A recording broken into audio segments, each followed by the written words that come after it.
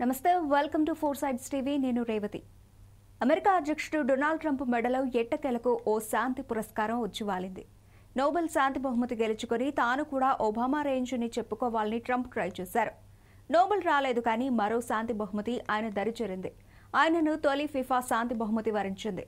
ప్రపంచ శాంతి ఐక్యత కోసం అసాధారణ కృషి చేసినందుకు ఈ అవార్డు ఇచ్చినట్లు ఫిఫా ప్రకటించింది. నోబెల్ శాంతి పురస్కారం గెలవకపోయినా దానికోసం ట్రంప్ నిరంతరం కృషి చేస్తూనే ఉన్న విషయం తెలిసిందే. ఈ నేపథ్యంలోనే ఆయనకు ఈ ఫిఫా పురస్కారం లభించడం అనేది ప్రాధాన్యతను సంతరించుకుంది.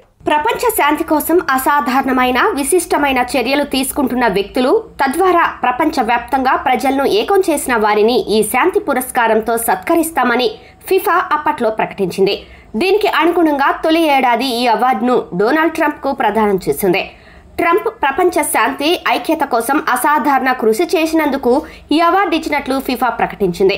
వాషింగ్టన్ డీసీలోని కెనడీ సెంటర్లో జరిగిన ఈ కార్యక్రమంలో ట్రంప్ ఈ అవార్డును స్వీకరించారు. ఈ సందర్భంగా ట్రంప్ మాట్లాడారు.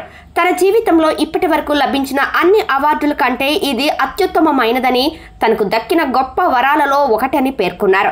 ప్రపంచవ్యాప్తంగా లక్షలాది మంది ప్రజల ప్రాణాలను కాపాడామని, ఈ చర్యలకు గుర్తింపుగా ఈ అవార్డు తనకు దక్కడం సంతోషంగా ఉందని వ్యాఖ్యానించారు.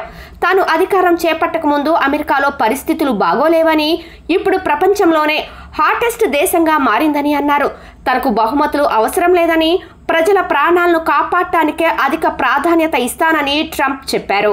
ఇక అవార్డు ప్రదానానికి ముందు ఓ వీడియోను ప్రదర్శించారు. గాజా సంక్షోభ పరిష్కారం సహా రష్యా ఉక్రెయిన్ యుద్ధ విరమణకు ట్రంప్ పోషించిన పాత్రను ఇందులో చూపారు. ట్రంప్ రెండో టర్మ్లో 8 యుద్ధాలను ఆపానని స్వయంగా చెప్పుకుంటున్నారు. అవి గాజా ఇజ్రాయెల్ కాల్పుల విరమణ, ఉక్రెయిన్ రష్యా చర్చలు, democratic republic of Congo Rwanda Shanti, Thailand Cambodia సరిహద్దు వివాదం, అబ్రహాం అకార్డ్స్ విస్తరణ, ఇండియా పాకిస్తాన్ చర్చలు మొదలైనవిగా పేర్కొన్నారు. తాను లక్షల మంది జీవితాలను కాపాడాను అని ట్రంప్ అంటున్నారు. ఫిఫా 2026 ప్రపంచ కప్ అమెరికా, కెనడా, మెక్సికోలో జరగనుంది. ఆయనకు బహుమతి ఇవ్వడం ద్వారా ఫిఫాకి వచ్చే అభిమానులకు వీసా ఈజీగా లభిస్తుందనే ఉద్దేశంతో ఈ అవార్డు ఆయనకు ఇచ్చి ఉండొచ్చనే అభిప్రాయం వ్యక్తమవుతోంది.